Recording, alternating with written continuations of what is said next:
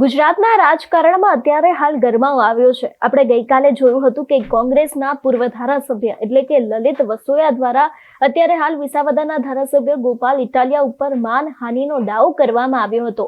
પરંતુ ક્યાંક હવે આ જ વાતને લઈને આમ આદમી પાર્ટી પણ મેદાને આવી છે અને આમ આદમી પાર્ટીના એક નેતા દ્વારા લલિત વસોયાને આડે હાથે લેવામાં આવ્યા છે.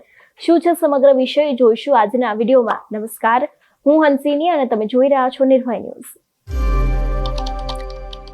ગુજરાતમાં જ્યારથી વિસાવદરની વિધાનસભા ગોપાલ ઇટાલિયાએ જીતી લીધી છે ત્યારથી જ ક્યાંક અનેક એવી નવા જૂની થઈ રહી છે અને આપણે એના જ એક અનુસંધાનમાં જોયું હતું કે ગઈકાલે જ્યારે લલિત વસોયા દ્વારા માનહાનિનો દાવો કરવામાં આવ્યો હતો ને એ બાદ ઘણા બધા નવા ખુલાસા પણ થયા હતા. પરંતુ ક્યાંક એક વિડીયો સામે આવ્યો હતો કે ચૂંટણીના આગલા દિવસે ગોપાલ ઇટાલિયા દ્વારા સ્ટિંગ ઓપરેશન કરવામાં આવ્યું હતું. એમાં ભાજપ અને કોંગ્રેસના બંને નેતાઓએ ભેગા થઈને ક્યાંક મતદારોને પૈસા આપ્યા હતા. એવા દરેક સ્ટિંગ ઓપરેશન કરવામાં આવ્યા હતા. આની અંદર કોંગ્રેસના નેતા લલિત વસોયા, લલિત કગથરા છે તે દરેક લોકો દેખાયા પણ હતા. પરંતુ ક્યાંક હવે આ કેસની અંદર એક નવો વળાંક આવ્યો હતો. લલિત વસોયા દ્વારા માનહાનિનો દાવો કરવામાં આવ્યો.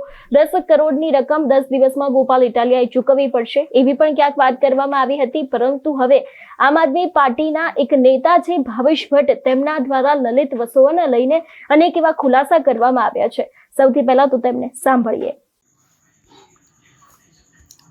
લલિત વસોયા આક્ષેપ કરે છે ગોપાલ ઇટાલિયાએ મને બદનામ કર્યો ને ઓલું કર્યું. તમે લાલ પાણીના કેટલા આંદોલન કર્યા?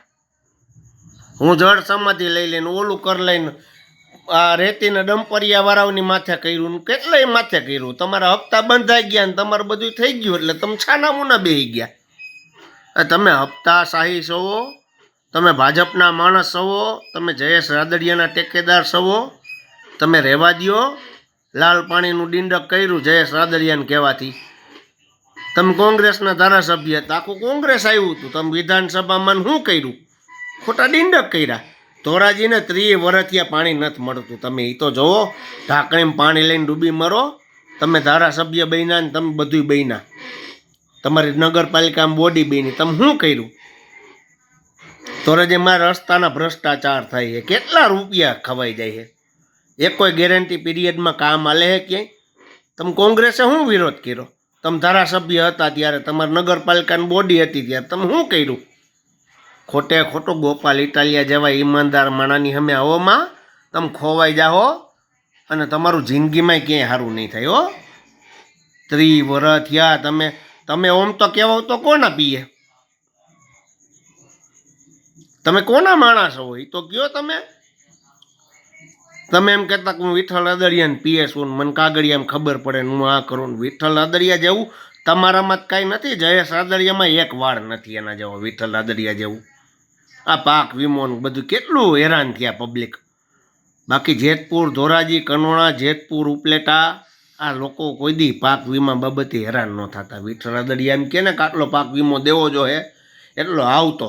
તમે શું કરી શીખ્યા? એનો છોકરો ખુદ કાંઈ નથી કરી શીખ્યો તો તમે હું એના છોકરાની વાહે વાદે પડ્યા હો?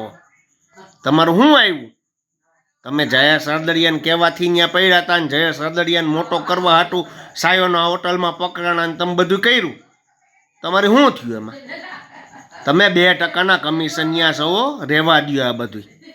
વધારે બોલાવોમાં. અને હું ધોરાજીનો જ છું. હો, તમને ઓળખું છું હું. તમે કહો ત્યારે તમારી સામે હું આવીશ. હો, હા, વાંધો નહીં. હો, એટલે ખાસ કરીને જે પ્રમાણે તેમને લલિત વસોયા ઉપર અનેક એવા આક્ષેપો મૂક્યા છે, ખાસ કરીને પાર્ટી ઉપર પણ ઘણા બધા આક્ષેપો મૂકવામાં આવ્યા છે. એટલે હવે આગામી સમયમાં એ પણ જોવાનું રહેશે કે અત્યારે હાલ જે પ્રમાણે લલિત વસોયા ઉપર સવાલો ઊભા થઈ રહ્યા છે એ જ વાતને લઈને તેમના દ્વારા કોઈ પ્રતિક્રિયા આપવામાં આવશે કે કેમ.